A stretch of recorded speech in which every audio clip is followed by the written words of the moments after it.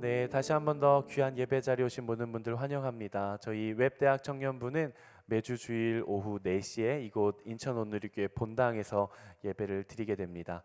공동체 소식을 더 받기를 원하시는 분들은 유튜브나 카카오 플러스 채널에서 WEB 웹대학 청년부를 검색하시면 공동체 소식을 받아보실 수 있습니다. 이 시간 함께 우리 마음에 손을 얹고 함께 내 영혼을 향해 선포하고 말씀을 나누겠습니다. 지나간 시간은 결코 나를 붙잡을 수 없습니다. 나는 새로운 오늘을 살 것입니다. 아멘. 날마다 내 영혼이 소생되어지고 새로워져서 하나님의 은혜를 받아들이는 깨끗한 그릇들이 되시기를 주님의 이름으로 축복합니다. 여러분들은 운전을 하시나요? 운전하시는 분들 한번 손 한번 들어볼까요? 꽤 많이 계신 것 같아요. 저는 고3 수능이 끝나자마자 면허를 땄습니다. 바로 수능 보고 나서 그 다음날 새벽반을 등록을 해가지고 면허를 조금 일찍 땄어요. 그래서 꽤 오랜 경력을 가지고 있습니다. 저는 운전하는 걸 굉장히 좋아했습니다. 너무 재밌는 거예요. 운전을 하는 거. 저는 일종 보통을 땄는데 스타렉스를 운전하는 것도 재밌고 승용차를 운전하는 것도 너무 재밌는 거예요. 저도 청년 시절이 있었을 거 아니에요. 저의 20대 시절. 저도 청년부에서 정말 우리 MC단들처럼 교회에서 열심히 봉사를 했어요. 그래서 이제 수련회를 가거나 어디 리트릿을 가면 다 같이 차를 타고 가면은 항상 제가 스타렉스를 운전을 했어요. 운전이 너무 재밌어서. 근데 제가 이해되지 않는 것 중에 하나가 우리 연로하신 형님들이 계셨어요. 그때 당시에 제 나이쯤 됐었던 형님들. 그때 생각해 보면 그 형님들이 진짜 엄청 어른 같고 되게 나이 많은 그런 형님들 같았었는데, 저는 운전이 그렇게 재밌어서 제가 하고 싶은데 우리 형님들은 어떻게 해서도 운전을 안 하고 싶어 하는 거예요. 옆에서 그냥 앉아서 가길 원하지. 맨날 형들이 이제 목사님한테 차키를 받으면 형들이 차키를 저한테 줘요. 한국아, 네가 해. 그럼 저는 좋다고 이제 운전을 했죠. 근데 제가 시간이 지나고 나서 보니까, 제가 그 형님들의 나이가 되고 나서 보니까 제가 어디 장거리를 이동해야 될 때 제일 좋은 게 뭐냐면 누가 운전해주는 차를 옆에서 얻어 타고 가는 게 그렇게 좋더라고요. 그때는 이해가 안 됐어요. 아니, 이렇게 재밌는 운전을 왜 안 하지? 피곤한 줄도 모르고 하는 이 운전. 형들은 옆에서 이제 자면서 가고. 근데 제가 이 나이가 되어 보니까 아직 젊기는 하지만 그래도 운전을 한 20년 가까이 하다 보니까 운전이 그렇게 썩 재밌지는 않아요. 그래서 장거리는 누가 운전을 좀 해줬으면 좋겠다, 이런 마음이 늘 있습니다. 이게 정확한 비유는 아닐지도 모르겠지만 저는 우리가 성령의 인도하심을 받아 살아가는 게 어쩌면 이와 같은 원리이지 않을까 싶습니다. 내가 운전을 열심히 해서 가면요, 가서는 뭘 못해요. 피곤해서 자야 돼요. 근데 누가 운전을 해주는 거 옆에서 타고 가면서 힘을 비축해 두면요, 가서 이제 내가 무엇이든 할 수 있는 힘이 내 안에 남아 있는 거예요. 내가 어떤 일들을 감당할 때 어떻게 해서든 내 힘으로 내가 하고 싶은 대로 내가 정말 이렇게 발버둥을 치면서 감당하다 보면은 제 힘에 지쳐 쓰러지기 마련입니다. 그런데 내가 힘을 들이지 않고서도 성령 하나님께서 나를 이끄시는 대로, 마치 성령님께서 내 인생을 드라이브 해주시는 대로, 성령님께서 바람 부는 대로 내가 타고 가면 나에게는 에너지와 힘이 여전히 그대로 남아있는 거예요. 우리 순장들이나 리더십들이나 교회 공동체에서 많이 섬기다 보면 이런 지체들이 있어요. 목사님, 제가 몇 년 동안 정말 열심히 섬겼는데요, 이제 힘들어서 못하겠어요. 좀 내려놓고 싶어요. 그런 분들이 있어요. 그런 분들은 뭐예요? 성령이 운전해주는 차를 탄 게 아니라 성령님 타세요, 제가 갈게요. 그리고 내가 운전대를 붙잡고 달려갔을 수도 있다라는 겁니다. 저는 우리가 어디에서 무엇을 하며 살아가든 내 힘을 가지고 내 힘을 다 써서 살아가려고만 하는 것이 아니라 조금 더 여유 있게 성령님께서 이끌어가 주시는 것을 바라보면서 약간 얹혀서 갈 수 있는 그런 삶의 여유가 조금 필요하지 않을까 싶습니다. 저는 이 자리에 모이는 모든 믿음의 가족 여러분 모두가 하나님께서 드라이브 해주시는 그 차를 얻어 타고 때로는 단잠도 좀 취하고 하면서 하나님과 교제하며 살아갈 수 있는 인생 되기를 주님의 이름으로 축복합니다. 오늘 본문은 우리가 지난주에 나눴던 영적 바톤의 터치, 우리 손에 무엇이 들려져 있는가? 우리 손에 복음이 들려져 있다라고 이야기를 했습니다. 그렇게 영적 바톤의 터치가 이루어지고 나서 하나님께서 바톤을 들고 뛰어나가길 기다리는 이 제자들을 준비시켜 주시고 그들에게 능력도 주시고 또 그들과 함께 하시는 그런 장면입니다. 우리가 오늘 본문은 굉장히 잘 알고 있는 장면이죠. 교회 다니지 않는 제 친구도 이건 알더라고요. 마가다락방 사건이라고. 성령 강림 사건이라고도 우리가 잘 알고 있고 혹은 마가의 다락방 사건이라고도 우리가 잘 알고 있는 사건입니다. 영적 바톤의 터치가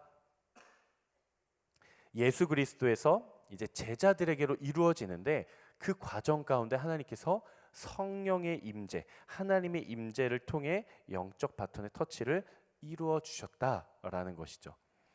오늘 본문을 보면 성령 강림이 일어난 시기는 성경에서 오순절이라고 이야기를 합니다. 이 오순절이라는 것이 뭐냐면 예수님의 십자가의 사건이 있고 나서 50일이 지난 시간을 말해요. 오순이라는 것은 오는 5이고 수는 10을 나타냅니다. 그래서 사순절 하면 며칠이에요? 40일. 오순절 하면 50일. 이렇게 되는 것이죠. 근데 이 유대 절기 안에서의 오순절이라는 절기는 굉장히 특별한 의미를 갖고 있는 절기인데 쉽게 말하면 우리나라로 따지면 3월 1일 혹은 8월 15일 이런 날의 절기에 성령 강림이 나타났다라는 겁니다. 그러니까 이 하나님의 사람들이 굉장히 뭔가를 기대하고 희망차고 무엇인가를 기다리고 있는 중에 성령의 임재가 나타났다라는 거예요. 우리가 기억해야 할 것이 하나가 있는데 그것이 무엇이냐면 이 성령의 임재, 하나님의 임재, 이 성령 강림한 사건이 무엇을 의미하는가? 이것은 이제 본격적인 하나님의 주권적인 역사가 시작되는 것을 알리는 사건입니다. 굉장한 사건이에요. 이것은 마치 이것과 같습니다. 스피드 스케이팅 선수가 혹은 육상 경기에서 선수가 출발선에 멈춰서 달려나아갈 준비를 하고 엉덩이를 들고 자세를 잡고 심판이 준비 탕 하는 것과 같아요. 성령의 임재가 나타났다는 것은 예수 그리스도를 통한 복음의 바톤을 제자들이 들고 달려나아갈 준비를 하는 그 과정 가운데 탕 하고 총을 쏘는 사건과 같은 거예요. 예수님께서 공생의 사역을 시작하실 때를 기억해 봅시다. 예수님께서 누구에게 세례를 받으시죠? 세례 요한이라고 한 세례자 요한에게 세례를 받으십니다. 근데 세례를 받으실 때 성경이 무엇이라고 증언을 하고 있는가? 마가복음 1장 9절에서 11절 말씀을 제가 개역개정으로 준비를 했습니다. 한번 같이 읽어보도록 하겠습니다. 시작.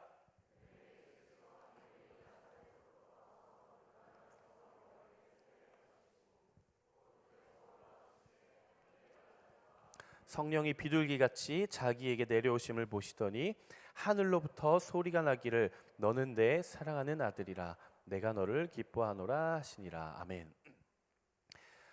예수님께서 태어나시자마자 유아 세례로 세례자 요한에게 받은 것이 아니었죠.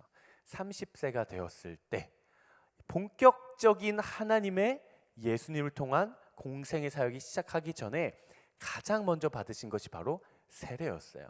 근데 세례를 받으시는데 뭐라고 성경이 증언하고 있냐? 성령이 비둘기같이 그 위에 임하였다.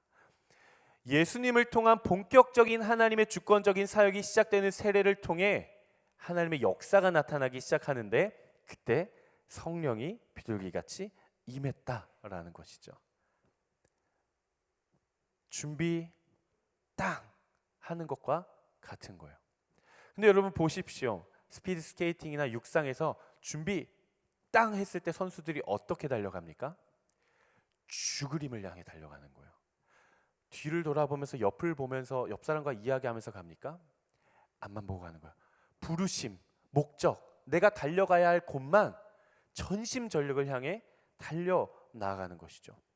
그래서 우리는 무엇인가 나의 삶의 방향이 될 수도 있고 내가 살아가는 방식이 될 수도 있고 혹은 내가 교회 공동체에서 섬기는 방식이 될 수도 있고 내가 나를 향한 하나님의 부르심 가운데 내가 그리스도인으로서 살아갈 때 살아가는 방향 앞에 내가 달려가기 이전에 우리 안에 먼저 채워져야 하는 것이 무엇이에요? 성령의 임재예요.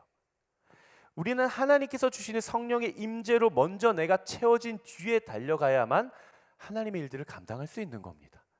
하나님의 임재 없이, 성령의 임재 없이 그냥 내 맘대로 달려가기 시작하면 엉뚱한 방향과 잘못된 열심으로 달려가게 되는 겁니다. 그 끝이 어떻게 돼요?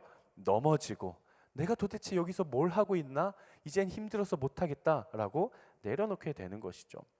그렇기 때문에 우리는 하루를 살더라도 하나님의 임재와 성령의 이끄심을 사모하는 가운데 살아가야 하는 것입니다.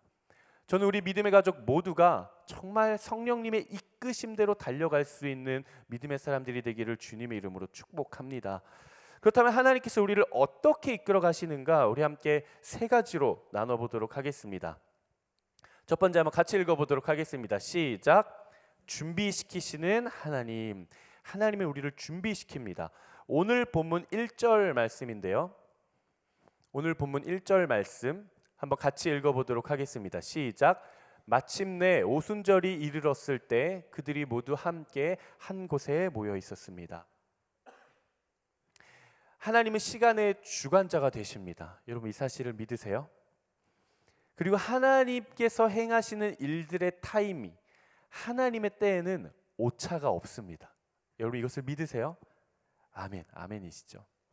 가장 적절할 때 하나님의 역사가 나타나고 하나님의 역사가 나타나는 때는 가장 적절한 때다라는 거예요. 우리는 종종 생각하죠.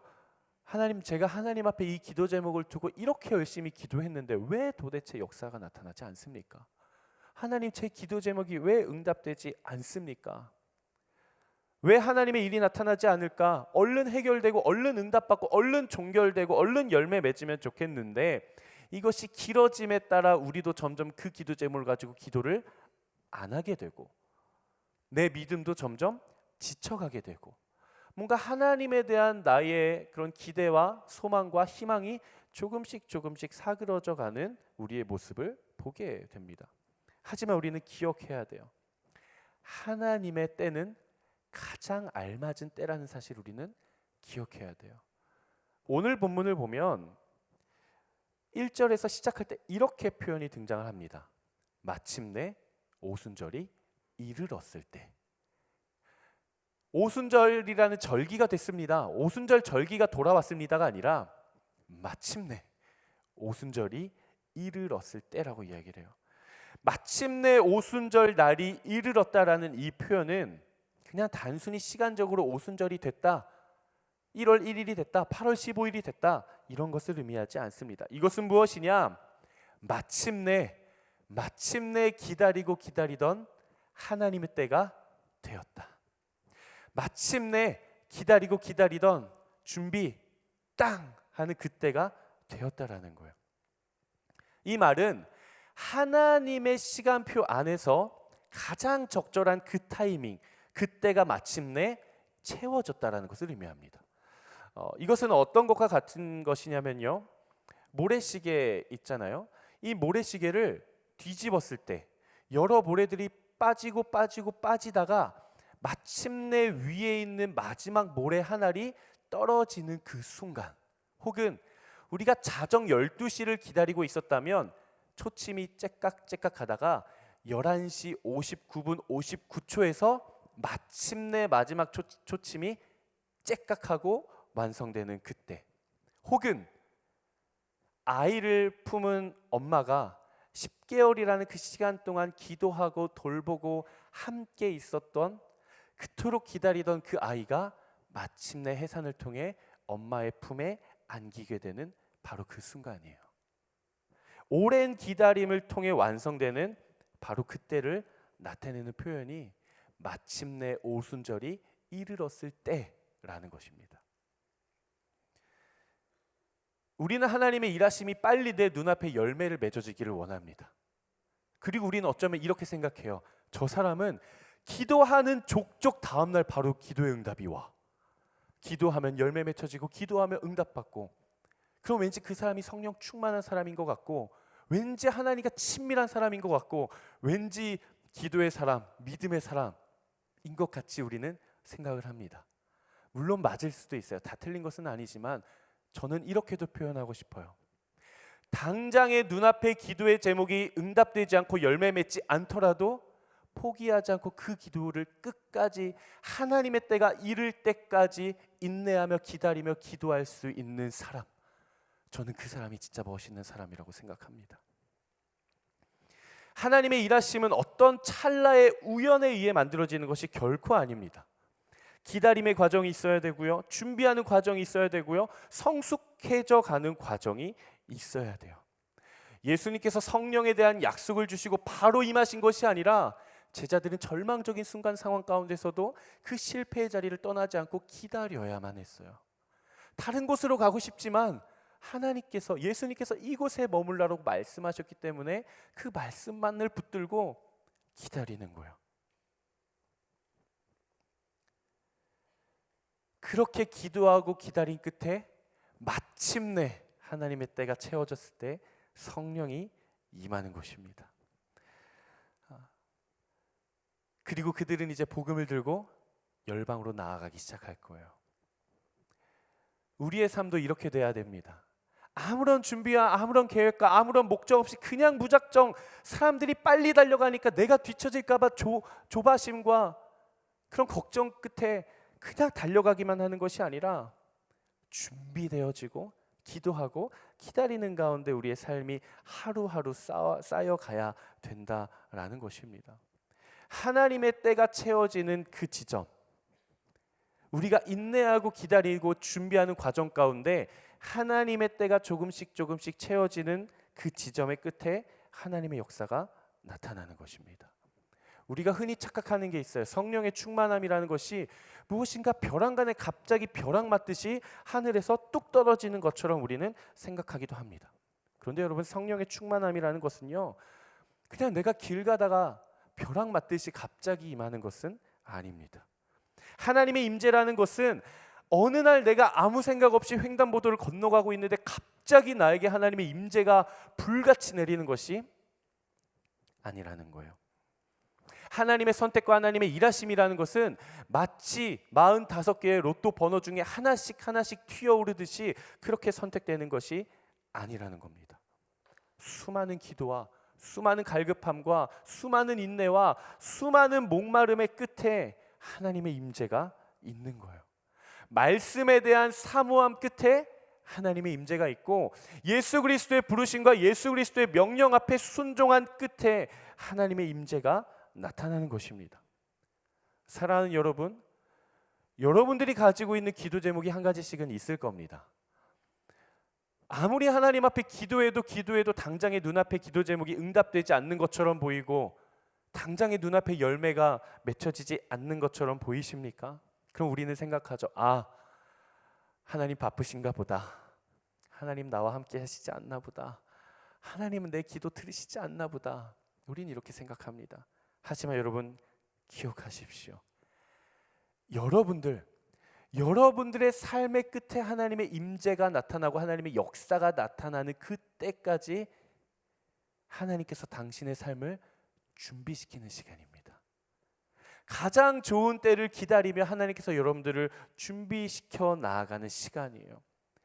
이 시간이 마치 어둠의 터널을 지나가고 있는 것처럼 느껴지지만 그 시간은 나의 인생의 모래시계가 한없이 밑으로 떨어져 내려가고 있는 중이며, 우리가 기다리고 있는 12시를 향해 내 인생은 현재 10시, 11시 50분을 지나고 있을지도 모르는 거예요. 사랑하는 여러분, 인내하고 기도하고 기다리며 기대하십시오. 하나님의 가장 적절한 때, 채워지는 그때에 상상도 못한 방법으로 우리의 삶에 하나님의 일들이 시작될 줄로 믿습니다. 아멘. 이 시간 함께 두 번째 한번 같이 나눠보도록 하겠습니다. 한번 같이 읽겠습니다. 시작. 아멘. 하나님께서 우리의 삶을 어떻게 이끌어 가시는가? 하나님은 우리와 함께 하십니다. 그들이 함께 모여 기도하고 함께 모여 있을 때 하나님의 때가 이르르자 성령의 충만함이 나타났다라는 거예요. 오늘 본문 2절 3절 말씀 한번 같이 읽어보도록 하겠습니다. 오늘 본문 2절, 3절 시작.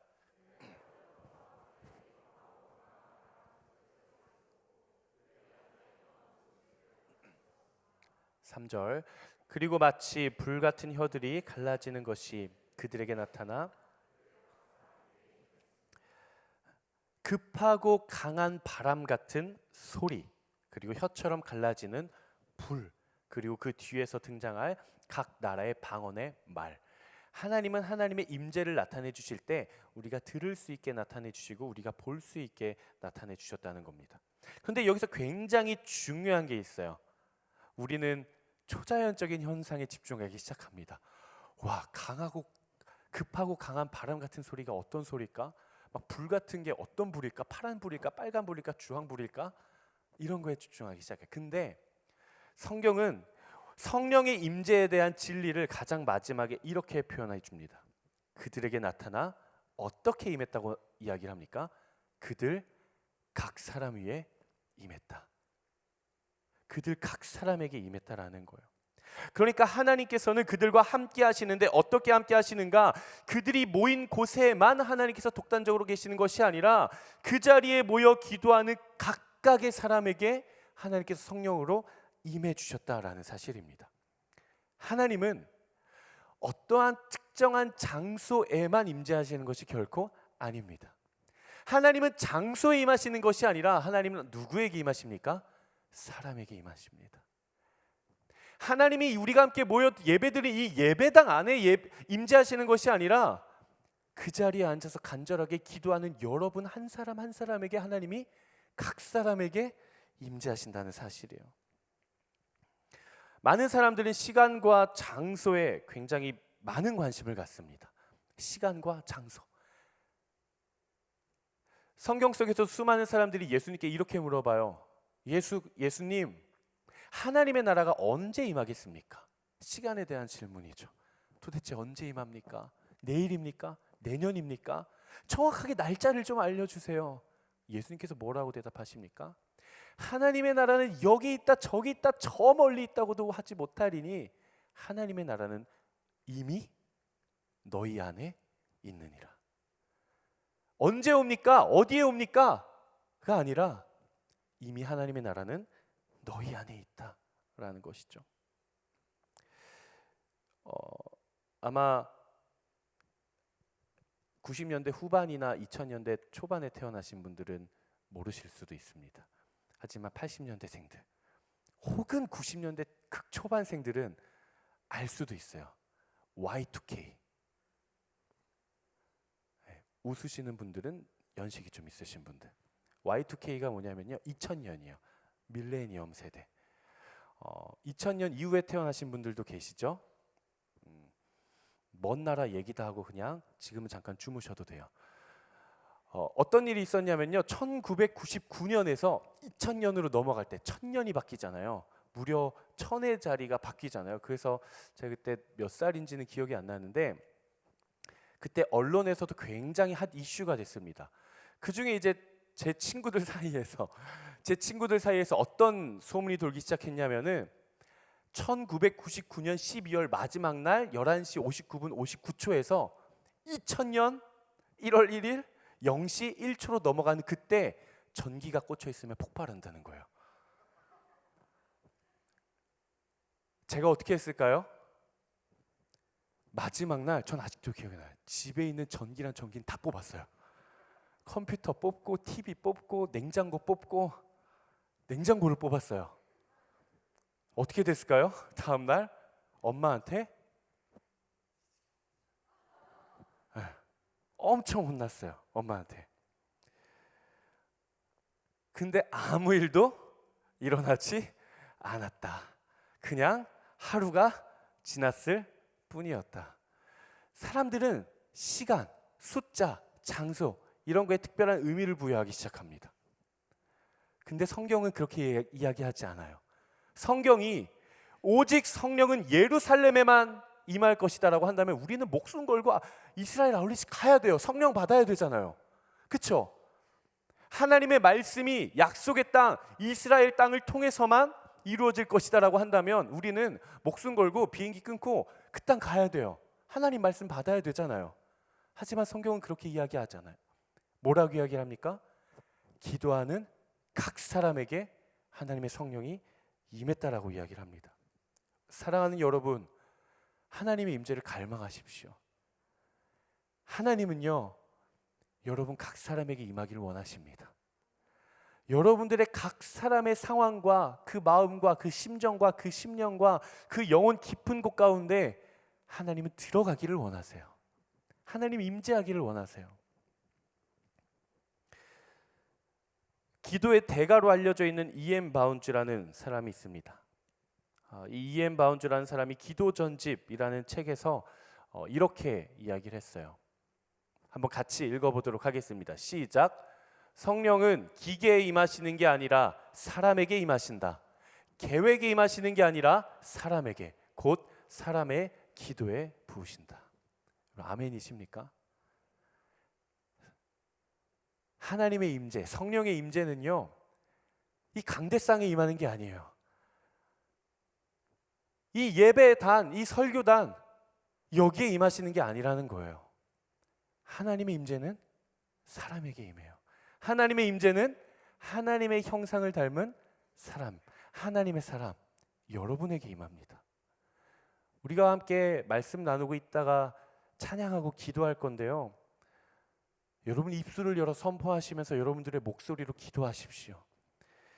성령은 기도에 임하시는 게 아니라 사람에게 임하신다. 그 사람의 인생을 향한 계획에 임하시는 게 아니라 사람의 기도를 통해 그 사람에게 성령이 임하신다라는 겁니다.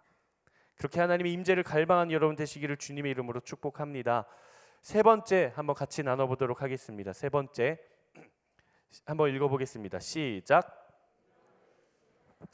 하나님께서 어떻게 성령의 임재를 통해 우리를 이끌어 가시는가, 우리를 준비시키시고요, 우리와 함께 하시고요, 우리 각 사람에게 임하시고요, 마지막 우리에게 능력을 주십니다. 소망하시죠? 하나님의 능력을 소망하시죠? 아멘. 하나님의 때가 드디어 준비가 되고 하나님의 때가 무르익고 성령이 내 안에 거하기 시작하면요, 그때부터는 하나님의 능력이 내 안에 나타나기 시작하는 거예요. 하나님은 온 열방 가운데 제자들을 파송하기를 원하셨습니다. 왜요? 하나님의 복음이 땅끝까지 증거되기를 원하셨기 때문에 그렇습니다. 그래서 하나님은 그들을 준비시키셨고요, 그들 각 사람에게 임하셨고요, 그들에게 능력도 주십니다. 오늘 본문 4절 말씀 한번 같이 읽어보도록 하겠습니다. 4절 말씀 시작.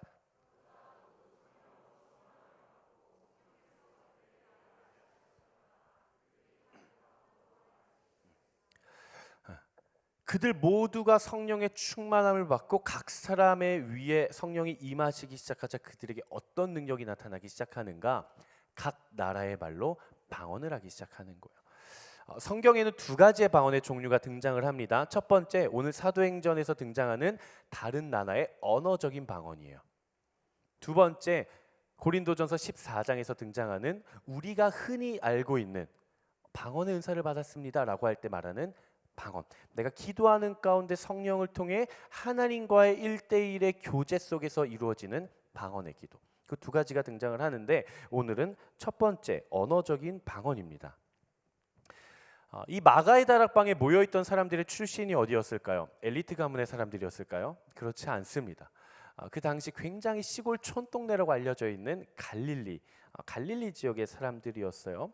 그런데 7절 말씀에 보니까 수많은 사람들이, 이곳에 모인 사람들이 다른 나라의 언어로 방언을 하기 시작하는 것을 보자 놀라면서 이렇게 이야기를 합니다. 뭐라고 이야기를 하는가? 이들이 어떻게 된 일인가?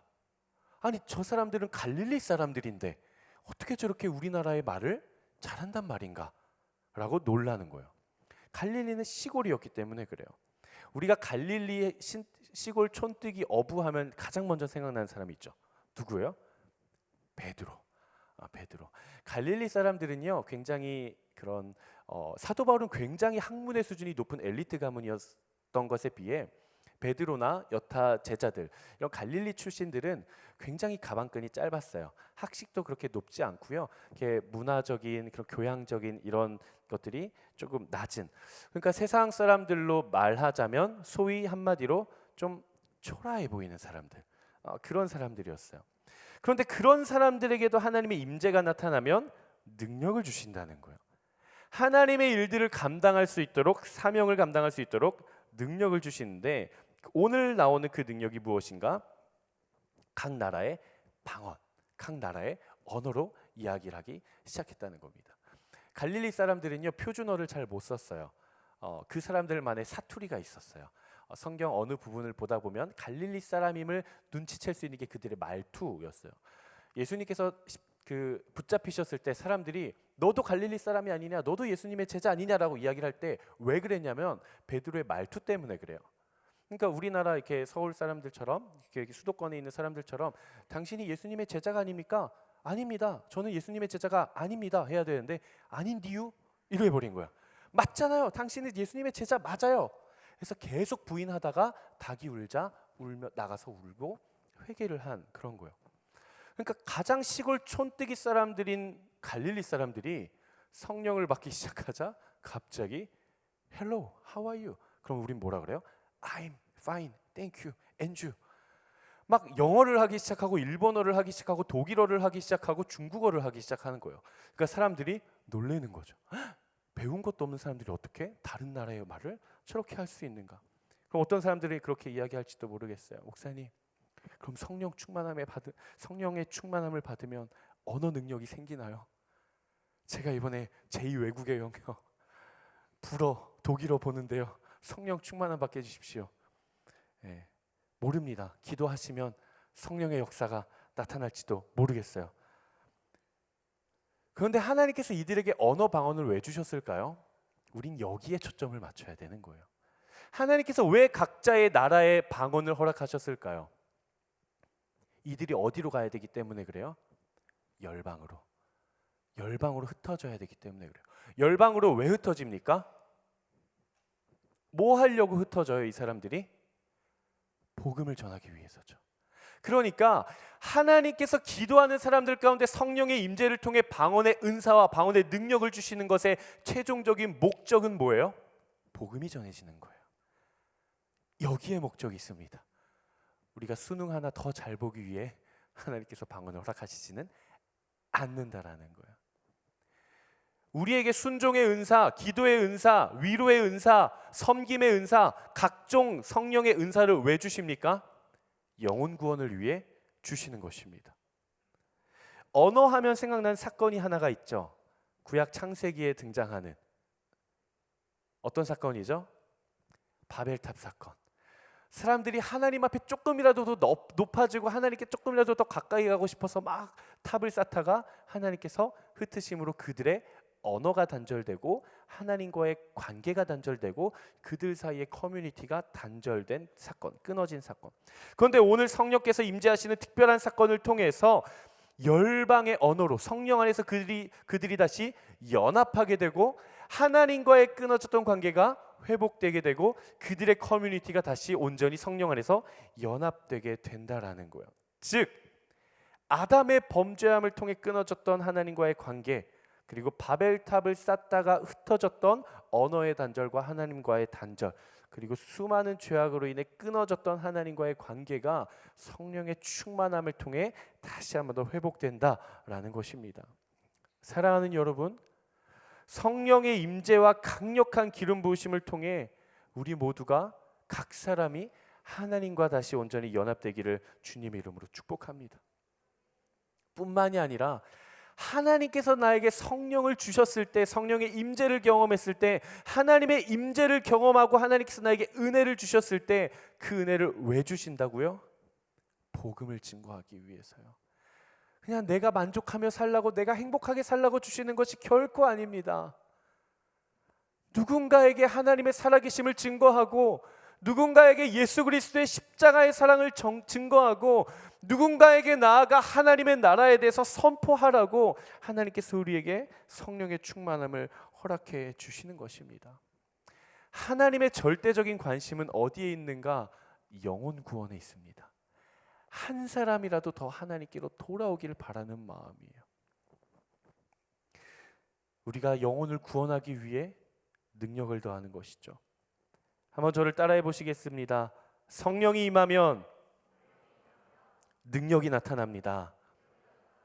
한 번 더요. 능력이 나타나면 영혼 구원이 나타납니다. 아멘.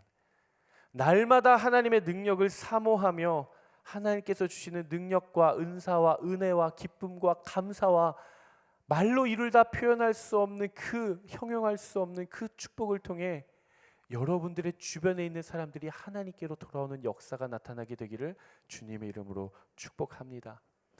이 시간 함께 말씀을 마무리하고 함께 찬양하고 기도했으면 좋겠습니다.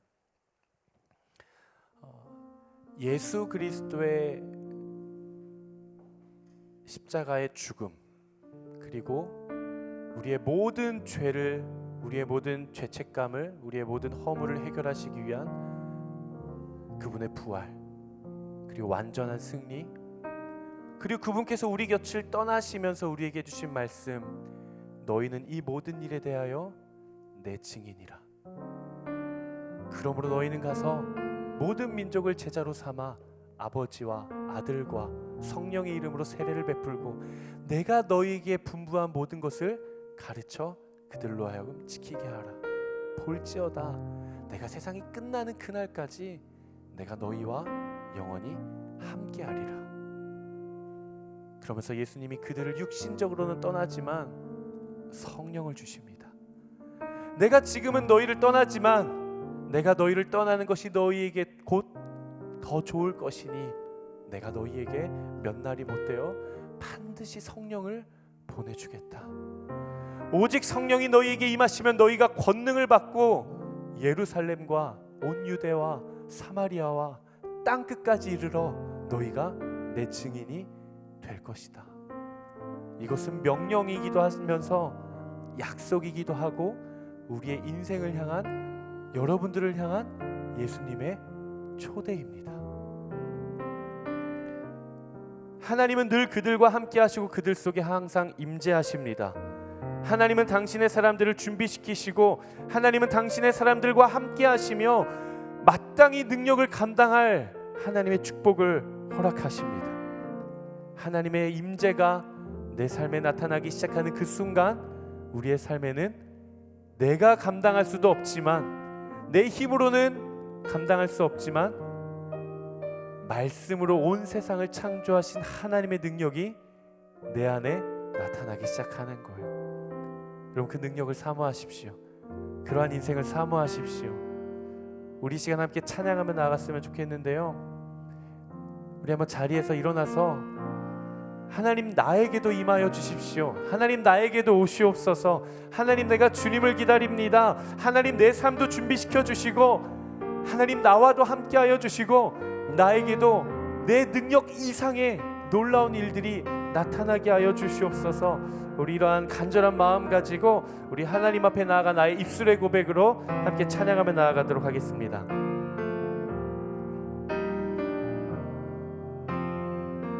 허무한 시절 지날 때,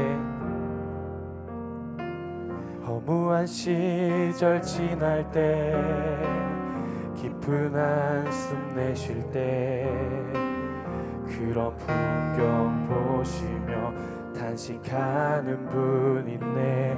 고와 같이 너희를 버려두지 않으리. 내가 너희와 영원히 함께하리. 우리 한 번 더 고백합시다. 허무한 시절 지날 때, 깊은 한숨 내쉴 때, 아멘. 그런 풍경 보시며 탄식하는 분이네. 하나님이 내 삶을 주목하십니다. 버려두지 않으리. 내가 너희와 영원히 함께하리라. 성령이 오셨네. 성령이 오셨네. 성령이 오셨네. 내 주에 보내신 성령이 오셨네. 우리 인생 가운데 친히 찾아오셔서 그 나라 꿈꾸게 하시네. 억눌린 자 갇힌 자,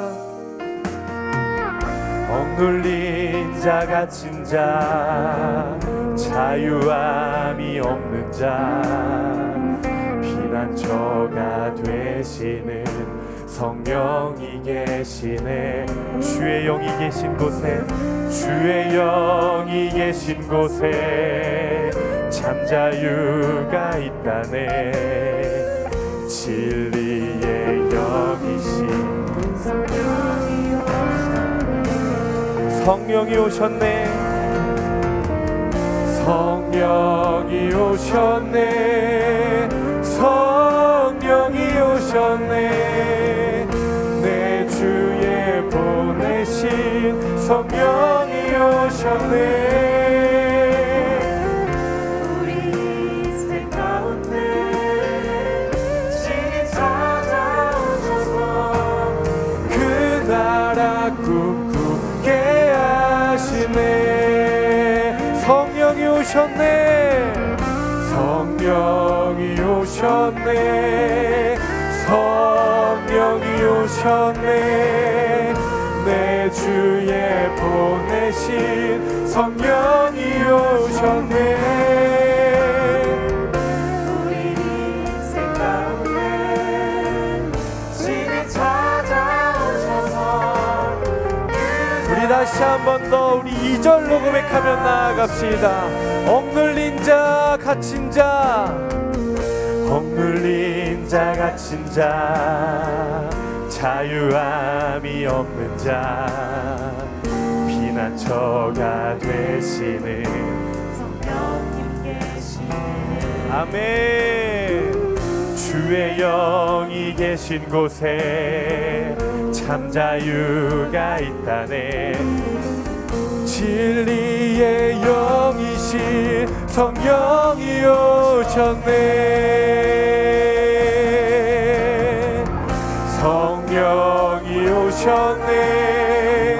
성령이 오셨네. 내 주에 보내신 성령이 오셨네.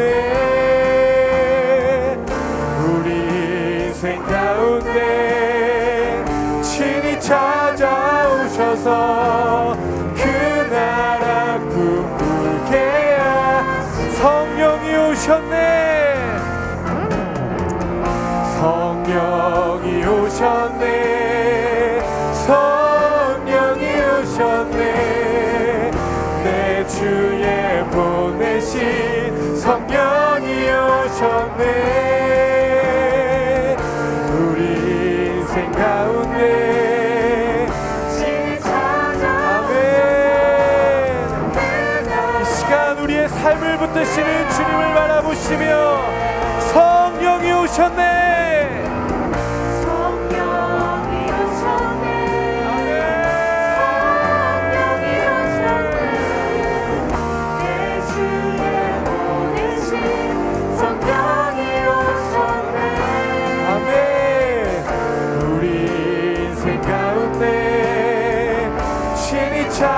찾아오셔서 그 나라 꿈꾸게 우리 시간 함께 두 손을 높이 들고 함께 기도하며 나아가겠습니다. 여러분 결단하십시오. 하나님, 이곳 가운데 우리에게도 임재하여 주시옵소서. 하나님, 기도하는 심령이 각 사람 위에 임하셨던 것처럼 하나님 내게도 임하여 주시옵소서. 성령의 충만함을 허락하여 주시옵소서. 하나님의 임재를 경험하게 하여 주시옵소서. 나의 마음이 깨뜨려지며 나의 마음의 문이 열리며 주님을 향한 나의 믿음의 눈이 열리게 하여 주시옵소서. 이 시간 소망함이 있는 자마다, 간절함이 있는 자마다 주님의 이름을 3번 부르짖으며 함께 기도합니다. 주여, 주여, 주여. 오 주님, 이 시간 우리가 기도합니다.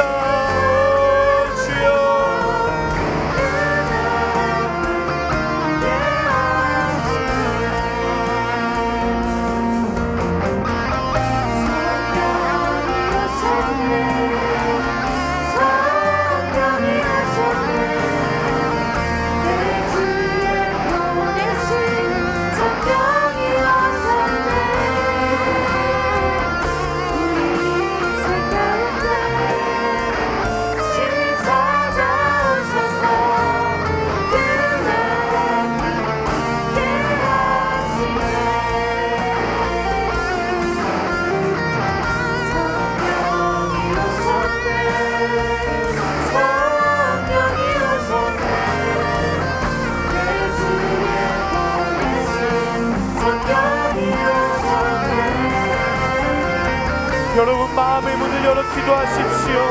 하나님의 임재를 갈망하십시오. 하나님께서 여러분들에게 약속하십니다. 몇 날이 못되어 내가 너희에게 성령을 주리라. 내가 너희에게 성령을 보내리라. 내가 지금은 너희를 떠나는 것이 너희에게 좋으나 내가 너희에게 성령을 주리라. 내가 세상 끝날까지 너희와 함께하리라. 여러분이 약속을 붙드십시오. 하나님의 약속을 붙드십시오. 예수님의 약속을 신뢰하십시오. 성령을 구하십시오. 성령의 임재를 갈망하십시오. 주여,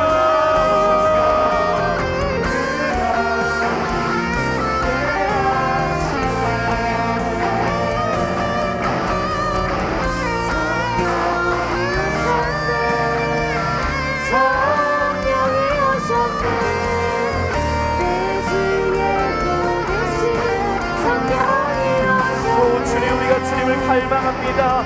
하나님, 내가 주님을 기다립니다. 하나님의 임재를 기다립니다. 오 주여, 주님의 나라가 영원합니다. 오 주님, 주의 통치가 임하게 하여 주시옵소서. 왕이신 나의 하나님, 내가 주를 높이며 주의 이름이 영원히 송축할지로다. 오 아버지 오시옵소서. 하나님 오시옵소서. 하나님, 이 시간 내가 마음을 높이 듭니다. 하나님, 마음을 높이 듭니다. 하나님, 이 시간 마음의 문을 열고 기다립니다. 성령 하나님 오시옵소서. 하나님 오시옵소서. 하나님, 이 시간 우리가 주님을 갈망합니다. 주여 이 시간 오시옵소서. 주여 이 시간 오시옵소서. 주여 이 시간 성령으로 임재하여 주시옵소서.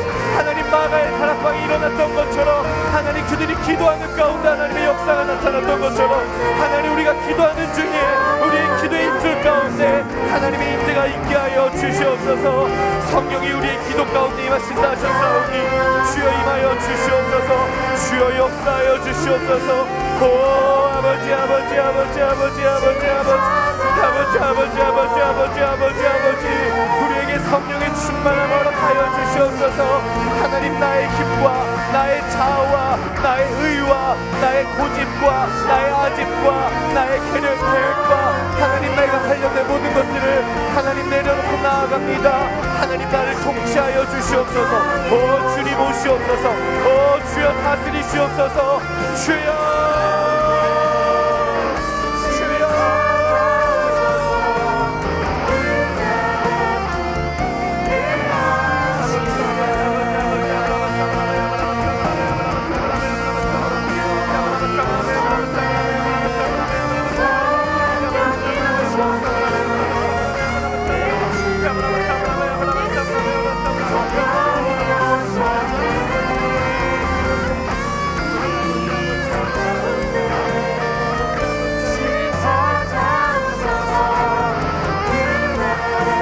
여러분, 하나님의 나라를 꿈꾸십시오.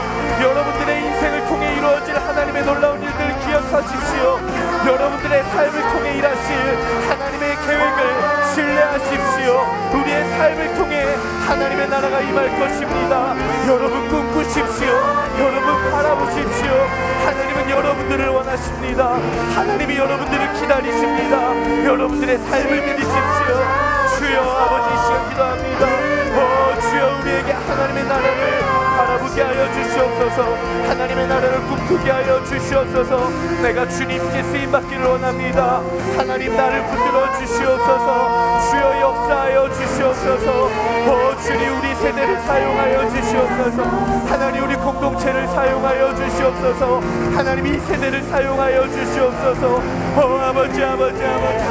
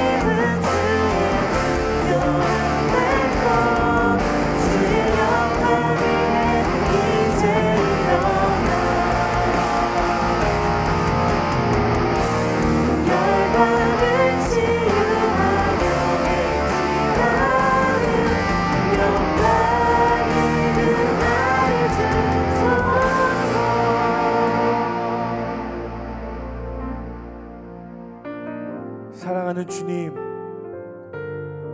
하나님, 우리가 주님 당신을 사랑합니다. 온 세상을 말씀으로 지으시고 하나님의 그 특별한 섭리 가운데 모든 순간순간들을 이끌어 가시는 시간의 주관자 되신 하나님을 우리가 신뢰합니다. 하나님, 비록 나의 눈으로 봤을 때에는 늦어지는 것 같고 응답되지 않는 것 같고 하나님 멈춰버린 것 같은 그 시간에도 하나님의 모래시계는 여전히 진행 중이며 하나님의 시간은 여전히 1초 1초 흐르고 있음을 우리가 고백합니다. 하나님의 그 때를 기다리게 하여 주시옵소서. 하나님의 때를 위해 준비시켜 주시옵소서.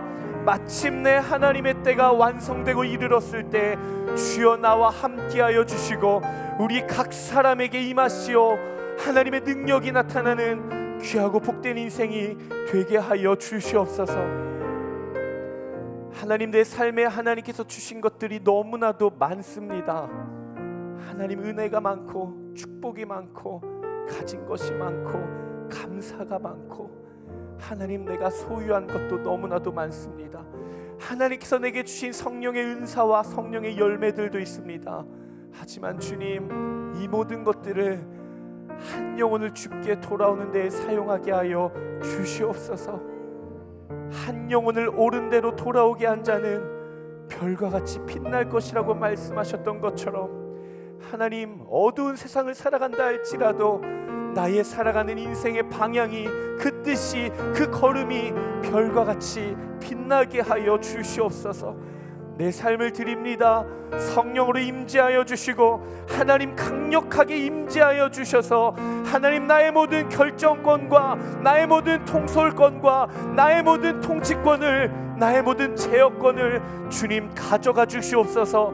주님 사용하여 주시옵소서. 내 삶을 드리오니 나를 통하여 이 땅 가운데 하나님의 나라가 임하게 하여 주시옵소서. 주의 나라를 꿈꾸게 하여 주시고 주의 복음 전파를 꿈꾸게 하여 주시고 내 삶을 통하여서 하나님의 영광이 나타나게 하여 주시옵소서.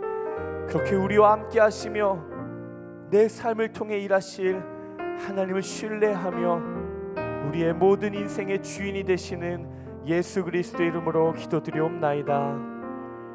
아멘. 우리 하나님 앞에 우리 모든 영광의 박수 함께 올려드리겠습니다.